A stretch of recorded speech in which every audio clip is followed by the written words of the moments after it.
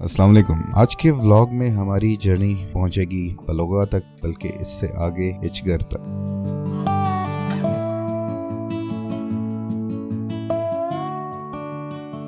कोस्तानी ज़बान में इचगर कहते हैं शेर को, और इस गांव का नाम इचगर इस वजह से रखा गया है क्योंकि यहाँ पर शेर पाया जाता है। चलिए तो फिर व्लॉग का सिलसिला वहीं से शुरू करते हैं जहाँ लास्ट एपिसोड में ख़त्म हुआ था।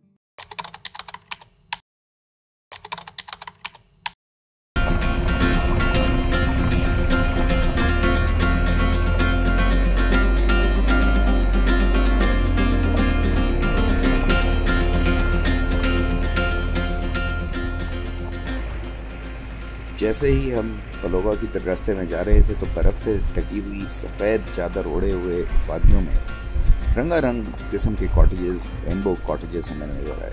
अब दिल तो कर रहा था यहाँ पर रुके, मगर मंजिल हमारी आगे थी और हमारी कोशिश यही थी कि जल्द से जल्द वहाँ पहुँचे, जितना टाइम हम स्पेंड करना है वो करें, और अगर टाइम मिला तो वापसी पर इसको करें।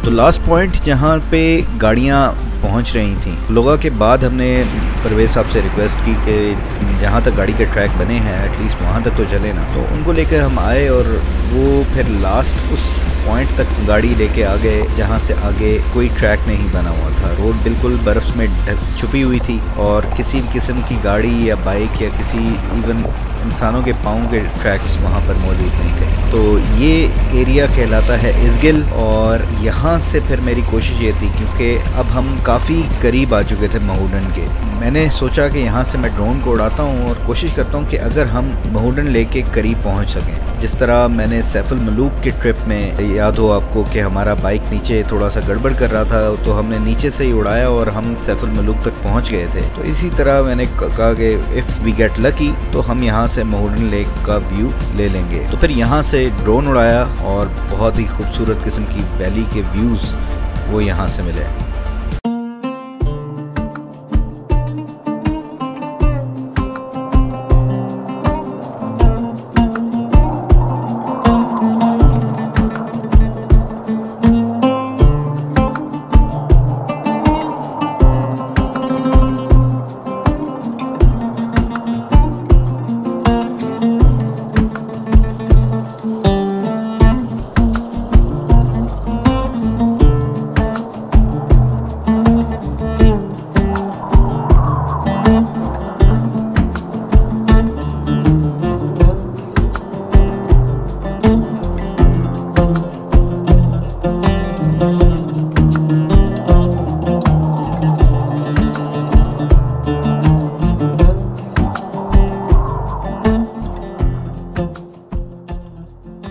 तो इंसान के हाथ में कोशिश होती है, और वो कोशिश हमने की कि महूडन लेक के करीब हम पहुंच जाएं और किसी तरीके से उसको कैप्चर कर सकें, लेकिन अनफॉर्चुनेटली फासला कुछ ज़्यादा था तो ड्रोन हमारा वहां तक पहुंच नहीं सका। खैर हमने इसको वापस बुलाया और फिर हम चले गए पलोगा विलेज में। यहाँ पर बड़ा ज़बरदस्त सा पिकनिक स्पॉट बनाया हुआ है, जो टूरिस्ट वहाँ पर आते हैं उनके लिए बोटिंग का भी इंतज़ाम है, काफ़ी सारे होटल्स खुले हुए हैं, तो यहाँ पर स्नैक्स, खाना, ये सारी चीज़ें आराम से मिल जाती हैं। तो वहाँ पर फिर हमने जाकर थोड़ी देर स्टे किया, चाय वगैरह पी और कुछ ड्रोन शॉट्स ली।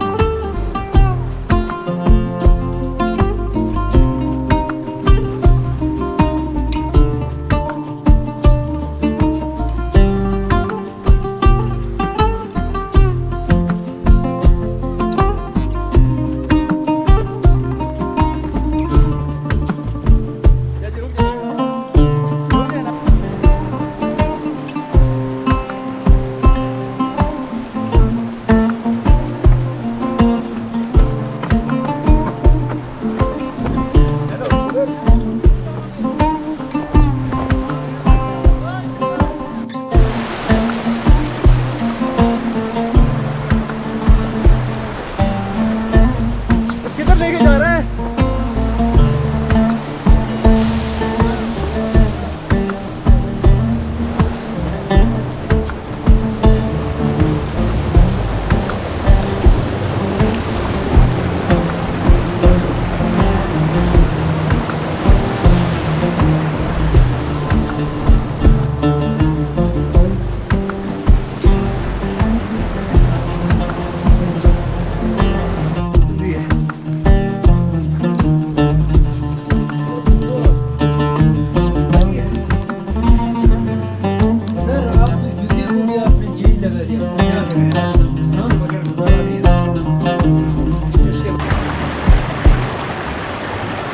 तो जब तक चाय बन रही थी हसनैन ने जल्दी से नमाज़ पढ़ ली और मैंने कुछ ड्रोन शॉट्स ले ली।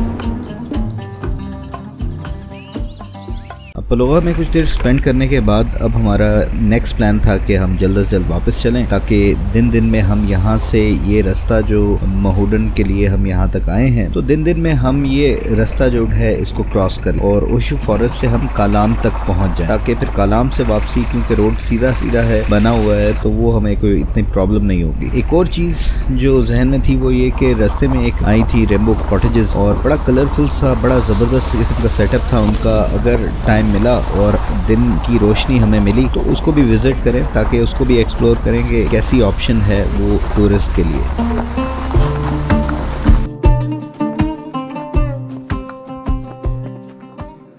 वापसी में चलते चलते हम पहुंचे रेम्बो कॉटेजेस में और यहाँ पर पहुंचे तो जो स्टाफ मौजूद था उन्होंने हमारा बड़ा पुरजोश तरीके से इस्तकबाल किया। शायद वो समझ रहे थे कि हम यहाँ पर रहने के लिए आए लेकिन खैर जोक्स अपार्ट बहुत ही खूबसूरत किस्म की लोकेशन थी और जाते हुए जब यहाँ से हम गुजर रहे थे उस वक्त भी मेरा बड़ा दिल किया था कि इसको देखें जाके ज़रा, क्योंकि बिल्कुल ऐसी रिमोट एरिया में आपको जब ऐसी ज़बरदस्त किस्म की कोई चीज़ नज़र नज़र आती है तो वो बहुत स्टैंड आउट हो रही होती है। यहाँ पर जिस तरीके से इसको बनाया गया, डिफरेंट कॉटेजेस बनाए गए और बीच में सिटिंग एरियाज़ बनाए गए, तो बहुत ही प्यारा लग रहा था। लाइटिंग बड़ी ज़बरदस्त थी और आई एम श्योर कि रात के टाइम इसका जो मंज़र होता होगा वो डिफरेंट ही होता होगा। तो यहाँ पर वही मेरा दिल किया कि यहाँ पे रुकें और पूछें यहाँ पे क्या क्या सिलसिला है, किस किस्म के ये कॉटेजेस हैं और लोगों का रुझान किस तरह से है, सर्विसेज क्या क्या हैं यहाँ पे। तो स्टाफ से जब मिले तो उन्होंने फिर हमें थोड़ा सा ये टूर दिया इस पूरे कॉटेजेस का। और बात वही कि ऐसे रिमोट एरिया में आपको जब ऐसी चीज़ मिलती है और अगर वो रीज़नेबली प्राइस्ड हो तो और क्या चाहिए। रूम जो है वो आप अगर यहाँ पे आते हैं तो अवेल कर सकते हैं। ये प्रॉपर एलसीडी, ये आपके पास हीटर वगैरह और ये यहाँ पे हीटर भी है, एसी भी है और यहाँ पे ये कबर्ड वगैरह है और ये छोटे ट्राउजर है। यहाँ पे आप अपनी रूटीन चीज़ें वगैरह रख सकते हैं। और ये वॉशरूम ये आप देख सकते हैं कि इस एरिया में भी इस तरह की फैसिलिटी ये सिर्फ बिल्कुल रिजॉर्ट के अंदर ही है। ये यहाँ पे टक शॉप और फास्ट फूड और पिज़्ज़ा भी अवेलेबल है। और ये भाई हमें यहाँ पे शॉपिंग मॉल भी है इनका, टक शॉप, और वो हमें दिखाने लगे।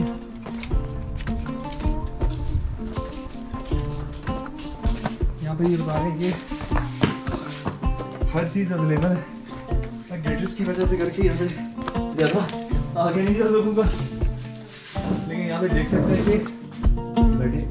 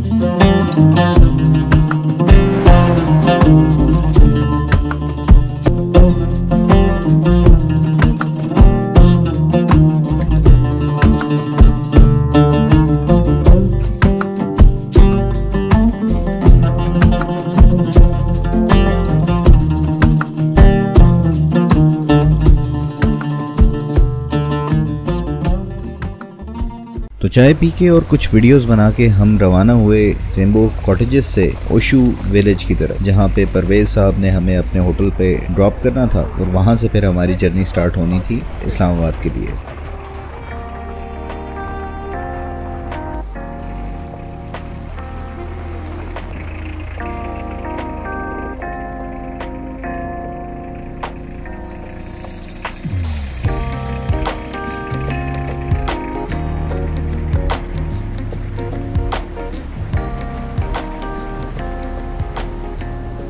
वापसी का सफ़र अमूमन डल सा होता है, थोड़ा सा बंदा एग्जॉस्ट हुआ होता है सारे सफ़र के बाद। बहरहाल अंधेरा पड़ता जा रहा था, गाड़ी की लाइटें जो कि बंद थीं लेकिन वो जल पड़ी। दूर दूर अब चीज़ें जो बड़ी नज़र आ रही थी वाज़े, लेकिन अब वो धुंधली होती जा रही। ओशू में परवेज़ साहब के होटल पे पहुंच के हमने परवेज़ साहब को और उनकी जो वहाँ पे बाकी स्टाफ था उन सब से मिले और उनको खुदा हाफिज़ कहा। बहुत ही अच्छा वक्त उनके साथ गुजरा और बहुत ही अच्छे तरीके से उन्होंने हमें सारा इस इलाके के बारे में गाइड किया। तो यहाँ से निकल के फिर हम आगे अंधेरे में चलते रहे और नेक्स्ट हमारा फिर स्टॉप हुआ मोटरवे से पहले।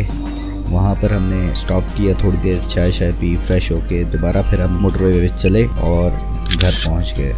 उम्मीद है कि हमारा ये व्लॉग भी आपको वैसे ही पसंद आया होगा जैसे पिछले व्लॉग्स पसंद आते हैं। चैनल को सपोर्ट करने के लिए सब्सक्राइब कर लिया करें, ताकि अगर आपको इस किस्म के व्लॉग्स पसंद हैं, जैसे ही हमारी नई एपिसोड हम अपलोड करते हैं तो आपको नोटिफिकेशन मिल जाए उसकी। ख्याल रखिएगा, नेक्स्ट व्लॉग में फिर मुलाकात होगी। अल्लाह हाफिज़, पाकिस्तान जिंदाबाद।